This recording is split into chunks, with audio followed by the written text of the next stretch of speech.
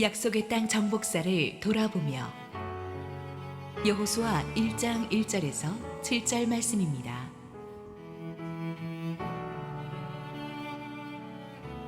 여호와의 종 모세가 죽은 후에 여호와께서 모세의 수종자 눈의 아들 여호수아에게 말씀하여 이르시되 내 종 모세가 죽었으니 이제 너는 이 모든 백성과 더불어 일어나 이 요단을 건너 내가 그들 곧 이스라엘 자손에게 주는 그 땅으로 가라. 내가 모세에게 말한 바와 같이 너희 발바닥으로 밟는 곳은 모두 내가 너희에게 주었노니 곧 광야와 이 레바논에서부터 큰 강 곧 유브라데 강까지 해쪽 속의 온 땅과 또 해지는 쪽 대해까지 너희의 영토가 되리라. 내 평생에 너를 능히 대적할 자가 없으리니 내가 모세와 함께 있었던 것 같이 너와 함께 있을 것임이니라. 내가 너를 떠나지 아니하며 버리지 아니하리니 강하고 담대하라. 너는 내가 그들의 조상에게 맹세하여 그들에게 주리라 한 땅을 이 백성에게 차지하게 하리라. 오직 강하고 극히 담대하여 나의 종 모세가 내게 명령한 그 율법을 다 지켜 행하고 우로나 좌로나 치우치지 말라. 그리하면 어디로 가든지 형통하리니. 할렐루야. 우리 하나님께 감사와 영광의 박수를 올려드리겠습니다. 우리 함께 기도하시고 말씀 보겠습니다. 사랑의 아버지, 은혜 감사합니다. 하나님, 약속의 땅 정복사를 총정리하면서 하나님께서 여호수아를 통해서 우리에게 들려주시는 음성을 듣습니다. 부족한 종을 가리시고 오직 주님 홀로 영광 받으시옵소서. 예수님 이름으로 기도했습니다. 아멘. 지난주로서 우리는 22주에 걸친 여호수아 강해 설교 시리즈를 마무리했습니다. 오늘은 그동안 여호수아서를 통해서 우리가 함께 살펴보았던 약속의 땅 정복사를 좀 총정리하면서 우리가 반드시 기억해야 될 중요한 핵심 포인트 몇 가지를 짚고 가고자 합니다. 출애굽기, 민수기, 신명기가 이스라엘의 광야 생활을 다룬 책이었다면 여호수아서는 이스라엘의 약속의 땅 생활을 다룬 책입니다. 여호수아서에서 우리는 같은 백성이 어떻게 이렇게 달라질 수 있을까 할 정도로 광야적인 신앙생활에서 약속의 땅 신앙생활 모두로 달라진 이스라엘 백성들의 영광스러운 모습을 보았습니다. 우리도 예수 안에서 그렇게 달라질 수 있습니다. 왜냐하면 여호수아가 예수님을 상징하는 구약의 인물이거든요. 광야에서는 승리를 위해서 싸워야 했지만 가나안에서는 이미 주신 승리를 토대로 해서 싸웠습니다. 광야에서 율법으로 훈련받았다면 가나안에서는 은혜 가운데 안식하게 되었습니다. 광야에서는 모든 것이 불안했지만 가나안에서는 여유와 평안과 기쁨이 있었습니다. 광야에서는 어떻게든 살아남아야 하는 생존이 목적이었다면 가나안에서는 적을 완전히 물리치는 영광을 누렸습니다. 광야에서는 항상 불평불만하고 패배주의적이던 이스라엘 백성이 가나안에서는 승리를 선포하는 백성들이 되었습니다. 광야에서는 늘 두려움에 떨던 백성들이 이제 약속의 땅에서는 담대히 정복하는 백성이 되었습니다. 어떤 위기가 닥쳐도 이제는 내게 능력 주시는 자 안에서 내가 모든 것을 할 수 있다는 강한 자신감으로 패닉하지 않게 되었습니다. 약속의 땅에서 그들은 이기는 법을 깨우쳤습니다. 기도로 이기고 말씀으로 이기고 믿음으로 모든 시련을 뚫고 나가는 법을 배웠습니다. 그래서 그들은 약속의 땅에서 승리와 풍성함을 누리게 되었습니다. 우리가 여호수아서에서 공부했던 이 약속의 땅 정복사는 그런 놀라운 기적과 승리의 스토리로 가득 차 있습니다. 우리는 이 여호수아 리더십에서 무엇을 배웁니까? 첫째, 예배자가 승리한다는 것을 배웁니다. 여호수아는 인생의 우선순위가 아주 확실한 사람이었습니다. 그는 항상 예배의 최우선 순위를 둔 인물이었습니다. 우리가 알다시피 7년간의 정복 전쟁을 통해서 여호수아는 단 한 번밖에 지지 않았습니다. 여호수아의 이런 놀라운 승리의 비결에는 예배가 있었습니다. 여호수아는 애굽의 노예로 태어난 사람이죠. 그래서 40살이 될 때까지 애굽에서 종살이하면서 참 고생을 많이 했습니다. 요즘으로 치면 흑수저 중에서 흑수저였습니다. 그러나 그는 평생 하나님의 임재 앞에서 예배하는 사람이었기 때문에 흑수저 노예에서 영광스러운 승리의 장군으로 발돋움할 수 있었습니다.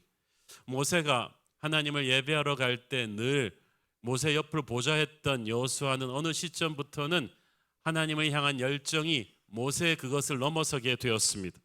그래서 어느 날은 모세가 회막을 떠나 예배를 끝내고 집으로 돌아온 뒤에도 여호수아는 홀로 그곳에 남아서 시간을 잊어버리고 하나님을 예배할 정도였습니다.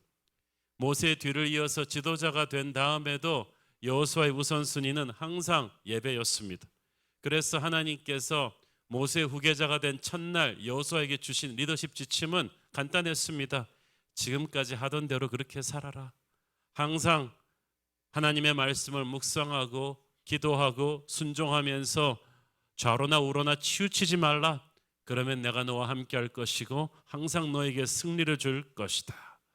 쉽게 말해서 예배가 예배되게 하라. 그러면 승리는 문제없을 것이다. 여리고 전쟁 직전에 여호수아는 여호와의 군대 장관 앞에서 항복하고 예배합니다. 예배는 하나님한테 항복하는 것입니다. 여호수아가 하나님께 항복하니까 여호수아의 모든 적들이 여호수아에게 항복합니다. 이로 인해서 여리고성은 공격할 필요도 없이 스스로 안에서부터 무너지죠. 여리고성을 무너뜨릴 때 불었던 나팔은 보통 일반 전투 때 불었던 날카로운 은나팔이 아니라 예배의 임재를 알리는 양각나팔입니다. 하나님의 임재를 초대하는 예배의 양각나팔이 울려 퍼지면서 여리고성은 무너졌습니다. 그것은 여리고성을 비롯한 앞으로 모든 약속의 땅의 전쟁의 승패는 예배에 달렸다는 것을 우리에게 암시하는 것이었습니다. 그 뒤 여호수아서를 쭉 읽어보면 항상 중요한 사건 전후로 우리는 예배자 여호수아의 모습을 볼 수가 있습니다. 오직 한 가지, 하나님의 임재만을 구했기 때문에 평생 패배를 몰랐던 다윗처럼 여호수아 또한 하나님의 임재 앞에 예배하는 것을 가장 소중하게 생각했기 때문에 그는 패배를 모르는 장군이 되었습니다. 우리는 여호수아의 리더십을 본받을 때 우리도 예배함으로 승리하는 그런 삶을 살기를 원하는 것입니다. 그렇기 때문에 예배에서 무너지면 전쟁에서 패배합니다. 천하의 명장 여호수아도 잠깐 방심해서 예배를 잠깐 소홀히 하면 속절없이 무너지는 것을 우리는 여호수아서에서 보았습니다. 여리고성 다음에 맞닥뜨린 작은 아이성의 1차 전투에서 이스라엘은 어처구니 없이 패배합니다. 여호수아가 전투 전에 예배하지 않았기 때문입니다. 기브온 주민들에게 속아 넘어가서 평화협정을 맺었는데 그때도 보면 여호수아가 결정하기 전에 예배가 없었습니다. 기도가 없었습니다. 예배가 없으면 천하의 여호수아도 영적으로 빈틈이 생깁니다. 분별력을 잊어버리게 되고 그러면 잘못된 결정을 해서 마귀에게 패배합니다. 실패하기 가장 쉬운 때가 성공한 직후라고 했습니다. 자만과 방심은 우리의 천국으로 가는 여정에 있어서 가장 큰 적입니다. 인간적인 준비가 아무리 완벽하다 할지라도 우리가 예배의 자리를 소홀히 할 때 우리는 가장 영적으로 취약해집니다. 마귀는 우리의 예배가 빈 공간을, 기도가 없는 그 공간을 정말 잘 알고 치고 들어올 것입니다. 예배에서 무너지면 전쟁에서 패배한다는 사실을 결코 잊지 않는 저와 여러분 되기를 축원합니다.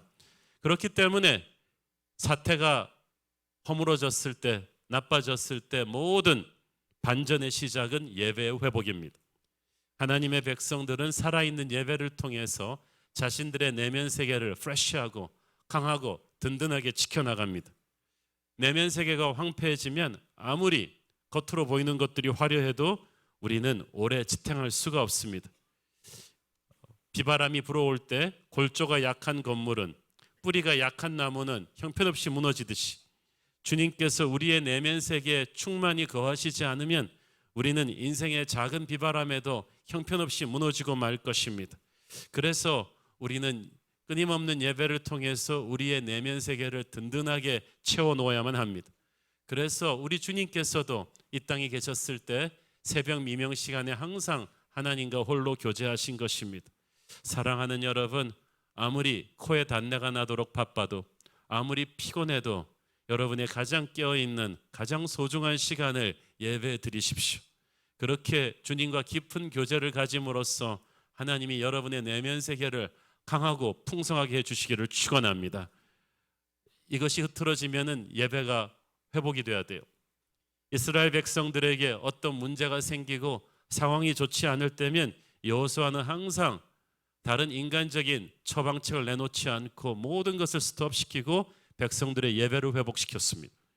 여호수아서 8장에서 아이성 전투를 가까스로 다시 패배해서 승리로 돌려놓고 나서 여호수아는 백성들과 샴페인 터뜨리지 않았습니다.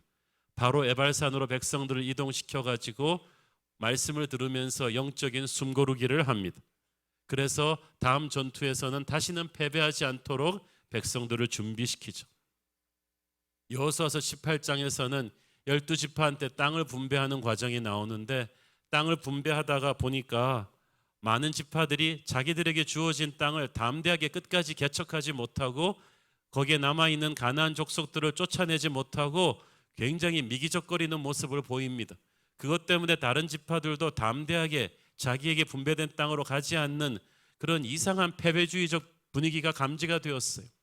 그러니까 여호수아가 땅 분배하다가 딱 중단시키고 실로에 있는 회막으로 모든 백성을 다시 집결시킵니다. 거기서 다시 예배를 회복합니다. 예배가 회복되고 나니까 다시 영적으로 전열이 재정비되어서 땅 분배를 마무리할 수가 있었습니다. 사랑하는 여러분, 하나님의 공동체가 뭔가 어기적거린다, 뭔가 분열이 생긴다, 뭔가 뭐라고 꼭 집어서 말할 수는 없는데 힘이 빠졌다, 무기력해진다. 이때 10중8구 그 원인은 예배가 흔들렸기 때문입니다. 저도 여러분도 그럴 때는 예배 자리로 다시 나와야 할 줄로 믿습니다. 예배의 회복이 가장 시급합니다. 예배가 고쳐지면은 자동차의 엔진이 다시 회복되는 것이고, 그러면 영적인 대반전이 일어날 줄로 믿습니다. 여호수아 리더십의 중요한 두 번째 포인트는 담대한 순종의 중요성입니다.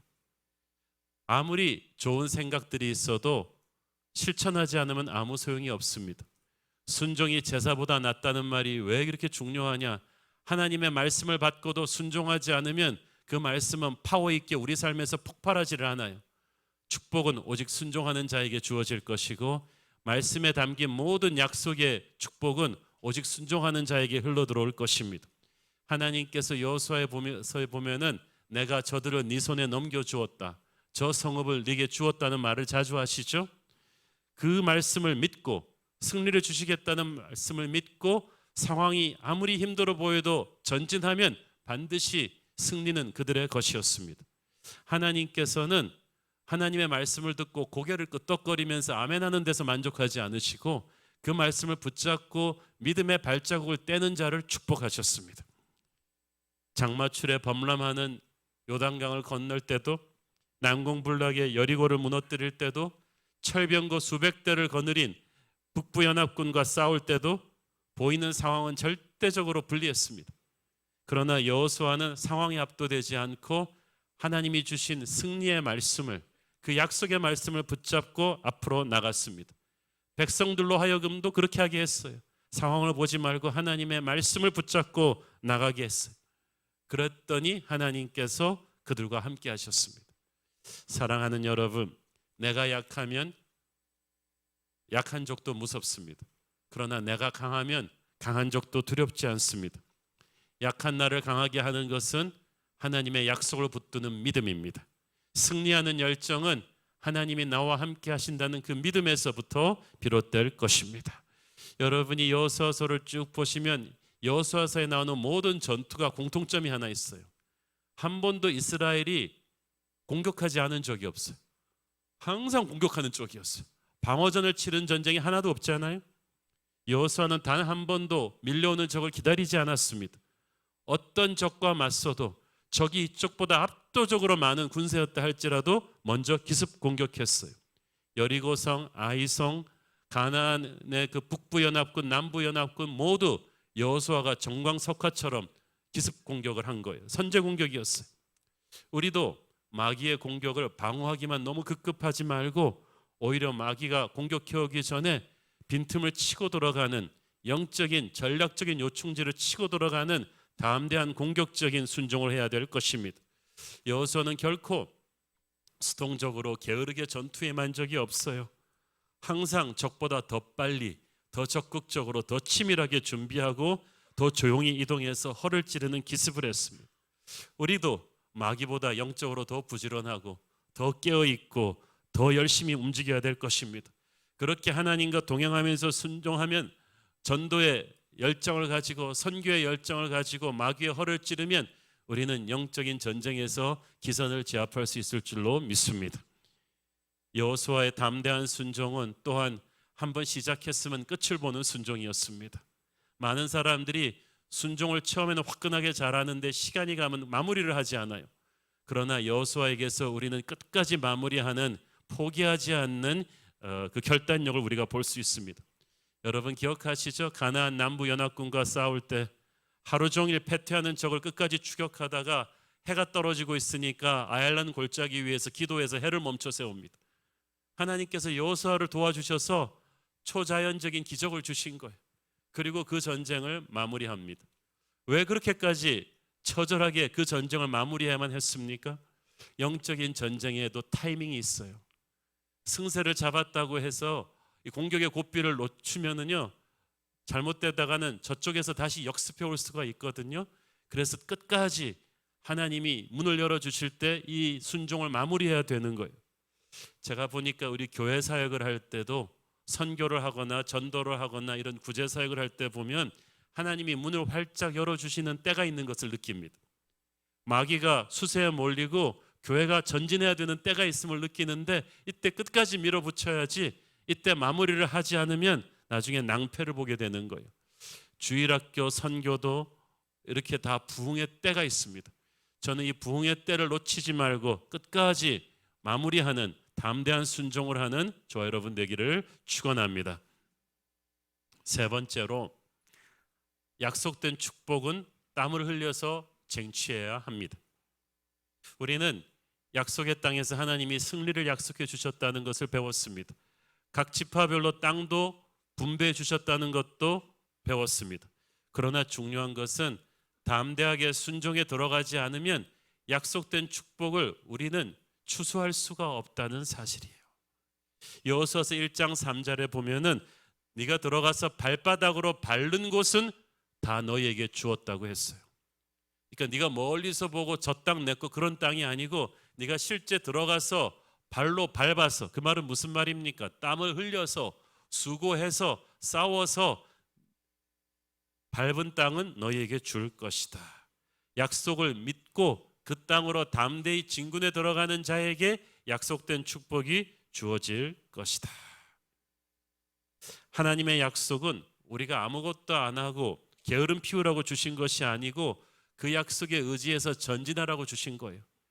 하나님의 약속은 순종의 자극제이지 게으른 자들을 위한 베개가 아닙니다. 여호수아가 아무것도 하기 전에 이미 성공은 주어졌습니다. 그러나 하나님은 그 승리를 여호수아와 이스라엘 백성들이 가서 쟁취하기를 원하셨어요. 수고하지 않는 자는 결코 비전을 추수할 수가 없었습니다. 그래서 하나님께서 12지파에게 다 땅에 분배해 주시고 승리를 주기로 약속하셨지만, 실제 그 땅을 차지한 지파와 못 차지한 지파가 완전히 갈렸어요. 명암이 극과 극으로 갈렸는데, 그것은 과연 모든 지파들이 매 순간 하나님의 말씀에 순종하며 나갔느냐 안 나갔느냐, 거기에 달려 있었습니다. 순종은 한순간에 할 수 있는 일이 아닙니다. 가나안 땅 정복 전쟁은 7년 반이 걸렸어요. 모두 다른 지형에서 다른 적들과 다른 전략을 가지고 싸워야만 했어요. 한 발자국 한 발자국 차근차근 해나가야 했습니다. 7년 반 동안의 전쟁 동안 그들은 길갈에 군용을 설치하고 다 차가운 땅을 베개로 해서 잠이 들었습니다. 뙤약볕이 내리쬐고 배가 고프고 지치고 힘들고 사방에서 적의 화살이 빗발쳐도 그들은 착실히 이 순종의 전쟁을 포기할 수가 없었습니다. 사랑하는 여러분, 약속의 땅을 선물로 받는 과정은 간단하게 오지 않을 것입니다. 그러나 마지막 승리는 우리의 것입니다.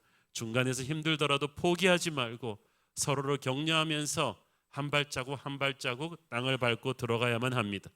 이 과정에서 중요한 것은 불평과 불만을 잠재우고 늘 감사하며 나가는 거예요.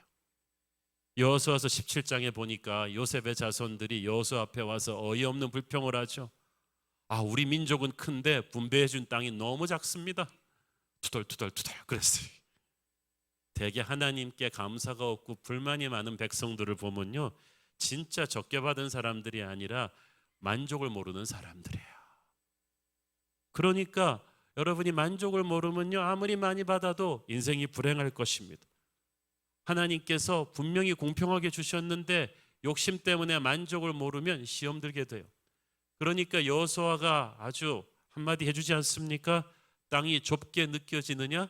그러면 네가 스스로 가서 가나안 족속들의 산으로 올라가서 개척해서 땅을 넓혀라. 여기서 개척하라는 히브리 말은 네가 창조해봐라. 네가 스스로 나무를 베어보라는 거예요. 그래서 비전의 땅을 만들어 가라는 거예요. 그러면서 여호수아가 그 지시도 내리죠. 토지 탐사반을 구성해가지고 너희들이 가고자 하는 땅을 치밀하게 연구해서 전략을 세워서 들어가 보는 게 어떠냐. 그렇습니다. 담대한 순종은 무모한 돌격 정신이 아니에요. 이 비전이 있으면 전략이 필요합니다. 하나님이 주신 지혜로 우리는 전략을 세워서 땀 흘려서 연구하고 준비해서 앞으로 나가는 거예요. 그 과정에서 우리는 두려움이 축소되고 하나님이 주시는 약속의 파워가 우리를 사로잡는 것을 느끼게 될 것입니다. 네 번째로 우리는 이 팀워크가 얼마나 중요한지를 여호수아서 곳곳에서 배울 수가 있습니다. 첫째, 하나님께서 모든 12지파에게 땅을 분배해 주실 때 맞춤형 은혜를 주셨다는 것을 우리가 몇 번씩 강조했죠. 맞춤형 은혜는 우리가 감당할 수 있을 만큼 분배해 주는 거예요. 그래서 먼저 인구수별로 땅의 넓이를 정해 주었습니다. 그래서 가장 인구가 많은 유다 지파가 가장 넓은 땅을 받았어요. 그러니까 자기가 감당할 수 있을 만큼 해야지 괜히 넓은 땅 받은 지파 보고 왜 저 사람들은 넓은 땅 받았냐고 특권으로 생각하면 안 돼요. 땅이 넓다는 것은 그만큼 책임이 커진다는 거죠. 가꾸지 않으면 황폐해질 것이고 지키지 않으면 적에게 뺏길 것입니다. 그래서 어느 정도의 넓이의 땅을 가지는 게 좋으냐? 자기의 인격과 실력이, 특히 자기의 믿음이 감당할 수 있을 만큼 가지는 게 좋습니다. 여러분이 얼마만큼 돈 버는 게 좋나요? 여러분의 인격과 실력이 감당할 수 있을 만큼 버십시오. 여러분 자식들에게 얼마나 물려주는 게 좋습니까? 그들의 인격과 실력이 감당할 수 있을 만큼 물려줘야지, 그렇지 않으면 그것이 그들에게 오히려 올무가 될 것입니다. 인구수대로 땅을 분배했다는 것은 하나님께서 우리에게 주신 능력에 맞게 기대치가 있다는 거예요. 그거를 채우면 하나님은 우리를 칭찬하십니다. 하나님이 우리에게 70을 주셔놓고 100을 기대하시지 않아요. 하지만 100을 주셨는데 70밖에 못 거둔다면 그거는 직무유기가 되겠죠. 둘째, 하나님께서는 각 지파의 개성과 재능에 맞는 땅을 분배해 주셨습니다. 땅은 넓이도 중요하지만 위치가 굉장히 중요한데 이건 굉장히 예민한 이슈이기 때문에 제비뽑기로 하나님이 결정해 주셨어요. 12지파가 제비뽑아 분배된 땅에 가서 보고 하나님의 지혜에 감탄했습니다. 어떻게 우리한테 꼭 맞는 옷을 이렇게 입혀주셨는가? 여러분, 아무리 좋은 것도 그 사람에 맞는 게 아니면 좋은 선물이 아니에요. 바이올린을 연주하지 못하는 사람한테 아무리 비싼 바이올린을 줘봤자 그건 장식품이에요. 마찬가지로 땅도 그렇습니다. 하나님께서는 온화하고 평화로운 성실한 이사갈이나 아셀, 납달리 이 세 지파들은 아주 농사를 잘 지을 수 있는 땅을 주셨어요.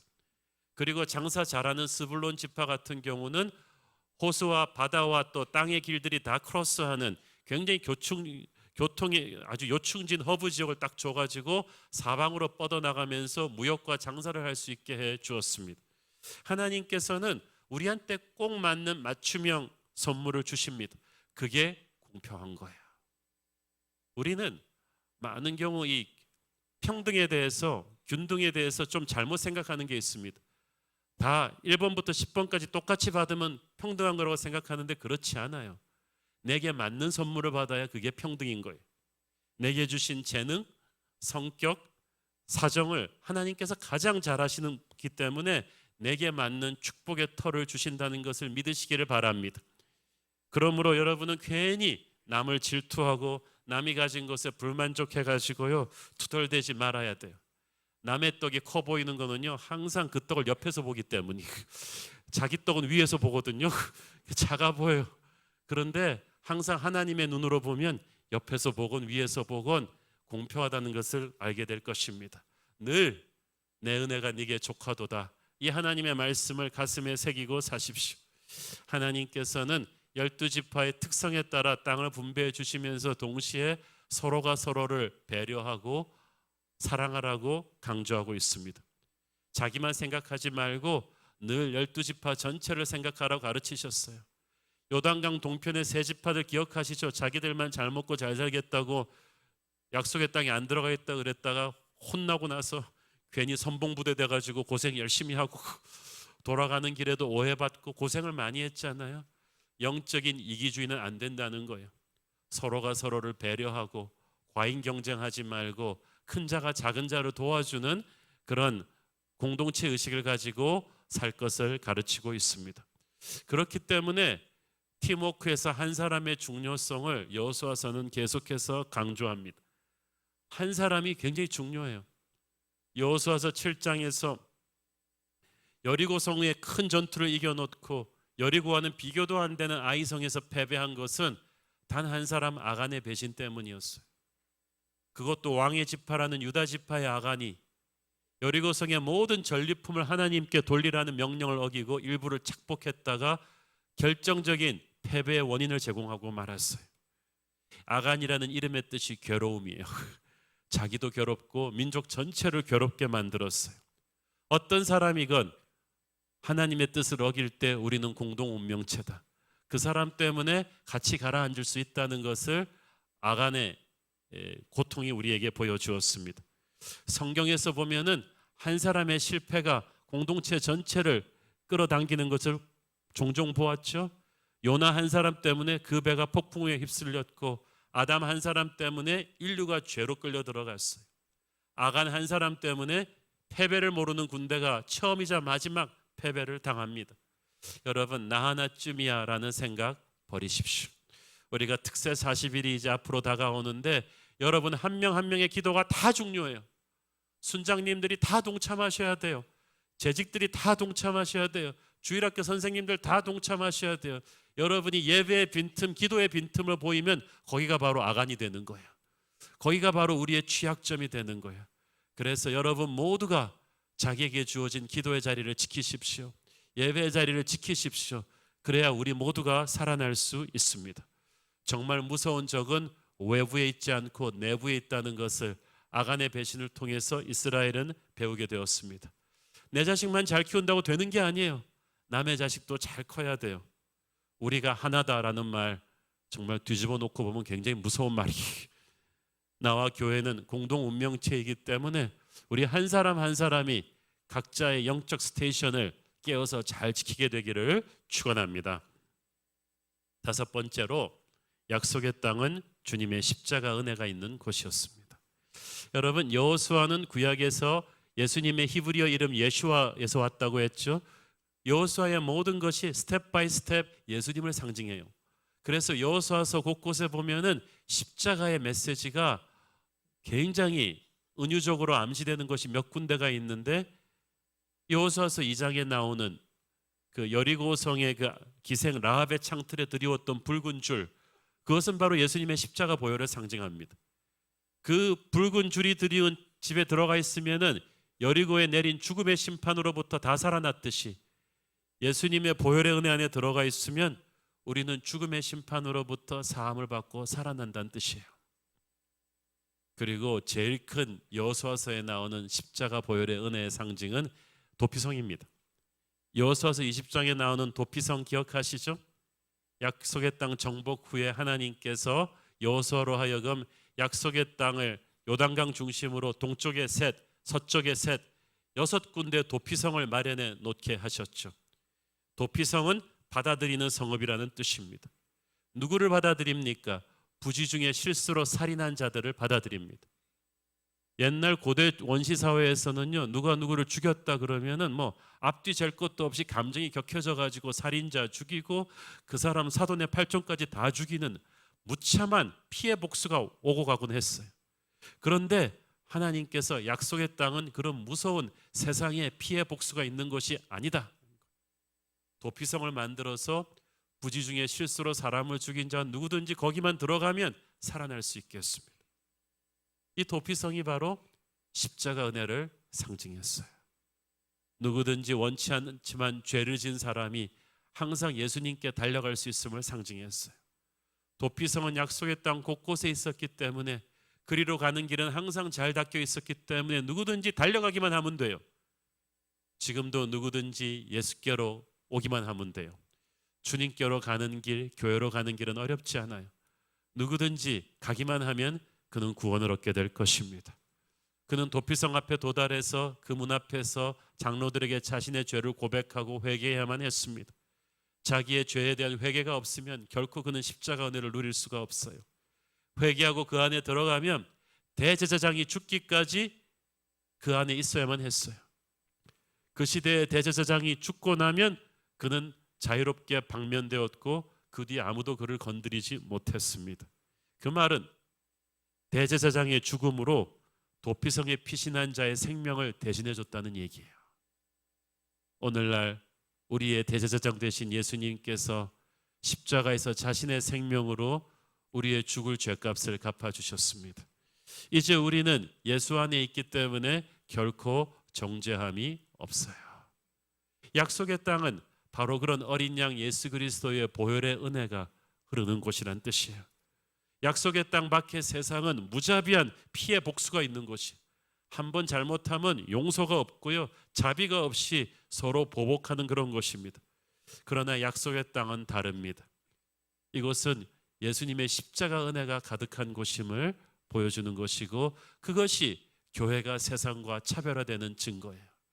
세상은 용서가 없죠. 복수가 있을 뿐이죠. 그러나 교회는 아니죠. 예수의 십자가 보혈로 용서하고 우리는 서로 다시 시작할 수가 있는 은혜의 장소가 바로 교회입니다. 여호수아 리더십에서 배우는 마지막 레슨은 다음 세대에게 영적인 유산을 물려줘야 한다는 것입니다. 이순신 장군은 난중일기를 쓰셨죠. 대단한 분이죠. 외란이 전쟁을 치르면서 일기를 썼으니까. 그런데 여호수아는 더 대단한 사람이에요. 정복 전쟁을 치르면서 곳곳에서 전쟁을 스톱시키고 다음 세대를 위한 신앙 교육을 시킵니다. 여호수아가 대단한 게 아니라 여호수아에게 그걸 지시하신 하나님이 중요하시죠. 그래서 여러분, 여호수아서 곳곳에 보면은 갑자기 모든 걸 풀스톱하고 유월절 예배드리고 할례를 하고 기념비 세우고 이런 장면이 많이 나오죠. 그것은 전부 다 하나님께서 다음 세대를 위한 교육용 시청각 툴이에요. 여호수아서 4장에서 우리는 장마철에 요단강을 하나님이 갈라주시고 이스라엘로 하여금 건너게 하신 직후에 길갈에 12돌을 세우게 하는 장면을 봅니다.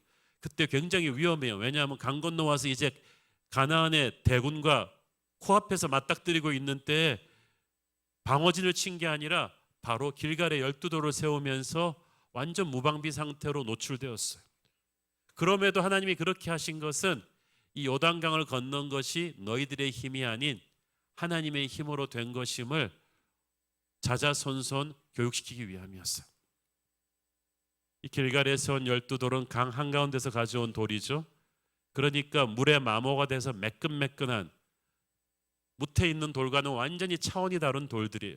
그 돌들을 앞으로 7년 반 동안 그들의 헤드쿼터가 될 길갈에다 꽂아놨어요. 큰 돌들을. 오고 가는 모든 사람들이 그 돌에 대해서 물어볼 거예요. 태어나는 모든 아이들이 물어볼 거예요. 저 돌은 무슨 뜻이냐. 하나님께서는 만약에 너희 자녀들이 이 돌이 무슨 뜻이냐고 물어보거든 얘기해 주라고 했어요. 아직 태어나지도 않을 자녀 교육을 하나님이 걱정하고 계셨어요. 너희들은 이렇게 광야에서 태어나서 왔는데도 이렇게 죄를 많이 짓는데 이제 물질적으로 풍성하고 편안한 때에 태어나는 너희의 다음 세대는 그만큼 타락할 위험이 크다. 그러니까 너희들은 정신을 바짝 차리고 하나님을 아는 영적인 지식을 가르칠 준비를 지금부터 하라는 거예요. 여러분, 정복 전쟁을 치르면서 처음부터 스텝 바이 스텝 계속해서 다음 세대의 영성 교육을 하나님이 부모들에게 가르치셨다는 것은 우리에게 무엇을 의미합니까? 여러분, 언제 자녀들한테 신앙교육 시켜야 돼요? 지금 하셔야 돼요. 어떤 분들은 우리 애 지금 고3인데 일단 대학은 들어가고 나서 영성교육 시켜야죠 뭐. 우리 애들 지금 유치원인데 유치원 영어 교육이 급하지 그게 지금 뭐 영성 교육이 급합니까? 여러분, 전쟁터 한복판에서도 자녀 교육을 시켜야 했다면 지금 우리도 핑계할 수가 없어요. 여러분, 애들 걸음마 할 때부터, 아니 뱃속에 있을 때부터 찬송을 불러주시고 성경을 가르치셔야 돼요. 여러분의 인생이 전쟁같이 힘들고 바쁠 때라 할지라도 시간을 내셔가지고, 몸부림치며 내셔가지고, 출장 갔다 왔고 몸이 파김치가 돼 나빠도 아이를 끌어안고 기도해 주셔야죠. 영성 교육을 시키셔야죠. 그러면 아이들이 알 거예요. 와, 이거 정말 중요하구나. 아빠가 이렇게 피곤한데 나랑 예배 드리는구나. 내게 성경을 읽어주시는구나. 엄마가 내가 학교 숙제 안 할 때는 그렇게 별로 야단 안 치는 엄마가 성경 말씀 읽는 건 이렇게 중요하게 생각하는구나. 이거를 여러분이 피부로 각인을 시켜야 돼요. 부모가 무엇을 중요하게 생각하는지 아이들이 알아요. 우리 부모는 어떻게 영성 교육을 시킵니까? 여호수아에서 보면은 아주 추상적인 이론 갖고 하지 말고 너희들이 지금 겪고 있는 기적을 간증으로 들려주라는 거예요. 요단강 건넜어? 그럼 그 얘기 그대로 해줘. 누가 건너게 해줬는지. 여리고성 무너뜨렸어? 그러면은 그거 그대로 얘기해 주라는 거예요. 여러분, 어디서 들어보지도 못한 신학교 교리 가지고 애들 가르치지 말고 여러분이 방금 겪은 간증을 들려주세요. 하나님이 나를 위해서 무엇을 행하셨는지를 가르쳐 주세요. 여러분이 하나님 빼고 얘기하면 부모 잔소리라 그래서 애들이 안 들어요. 그러나 하나님이 여러분의 스토리의 주인공이 되면은 달라져요. 여러분에게는 아이들에게 들려줄 현재 진행형의 간증이 있습니까? 하나님께서 특별히 아이들에게 자녀 교육을 시키면서 하시는 말씀의 핵심은 우상 숭배하지 말라는 거였어요. 광야를 겪어보지 못한 출애굽 3세대들은 헝그리 정신이 뭔지 몰라요. 그들은 가나안 땅에서 나고 자랐어요. 풍요로운 물질 문명에서 가나안의 이 우상들이, 가나안의 세상적인 장난감들이 지천에 늘린 것을 보면서 자랐어요. 세월이 흐르면 흐를수록 아이들은 영적으로 위험해지는 거예요. 하나님을 믿으면서 아이들은 우상 숭배를 같이 하게 될 텐데 그러면 영적으로 타락하게 돼요. 그러면 주님의 임재가 떠나고 그러면 적에게 패배하게 될 것이고 그러면 약속의 땅에서 쫓겨나게 된다는 거예요. 그래서 여호수아는 항상 자녀 교육 얘기할 때 무엇을 얘기합니까? 우상을 끊어내고 하나님만 살아가는 것을 가르쳐라. 이걸 항상 같이 해야 돼요. 우리들의 자녀 세대는 지금 온통 세상의 장난감들에 둘러싸여 있어요. 우리가 어떻게 이들에게 하나님 살아가는 걸 가르칠 수 있습니까? 부모 세대가 목숨 걸고 가르쳐야죠. 왜냐하면 여호수아서에 나오는 모든 승리의 능력은 하나님을 예배하는 그 보좌에서 흘러나왔어요. 세상의 우상을 끊어버리고 여호수아처럼 영적으로 집중하며 우리 아이가 하나님 앞에 예배한다면 그 아이는 하늘의 능력으로 충만해질 것입니다. 하늘의 능력으로 충만해진 아이를 어떤 마귀가 건드릴 수 있습니까? 어떤 고난이 밀려와서 그 아이를 무너뜨릴 것입니까? 승리는 우상을 끊어내고 하나님을 순종하는 자에게는 100% 주어지는 하나님의 축복이었습니다. 순종하며 살아라. 그러면 여호수아의 승리가 바로 너의 것이 될 것이다. 부모 세대는 반드시 이 말씀을 다음 세대에게 물려줘야 하지 않겠습니까? 사랑하는 여러분, 우리가 한 해를 마무리하고 새해를 맞이하는 2019년 우리가 하나님을 기대하라는 표를 내걸었는데요. 여러분의 예배가 새로워지지 않는다면 하나님을 기대할 수 없어요. 우상을 끊어내고 우리 가정의 예배를 새롭게 할 것이다. 정말 내가 모든 걸 회개하고 세상 어떤 것보다 이 아이가 하나님을 예배하는 것을 가르치는 부모가 될 것이다. 여러분이 이 결심 하나만 저와 함께 해주십시오. 그러면 저는 여러분이 2019년은 하나님을 기대할 수 있는 놀라운 축복의 한 해가 될 것이라고 믿습니다. 기도하겠습니다. 사랑하는 아버지, 은혜를 감사합니다. 우리의 자녀들이 여호수아 다음 세대들처럼 너무나 많은 세상의 우상들에 둘러싸여 있어서 영적으로 혼미해 있습니다. 어찌할 것입니까? 우리 부모 세대의 잘못이 큽니다. 우리부터 먼저 무엇보다 하나님을 사랑하는 것을 우리의 다음 세대에게 가르칠 수 있게 하여 주시옵소서. 그래서 여호수아서에 약속된 모든 승리를 우리가 누리게 하옵소서. 예수님 이름으로 기도했습니다. 아멘.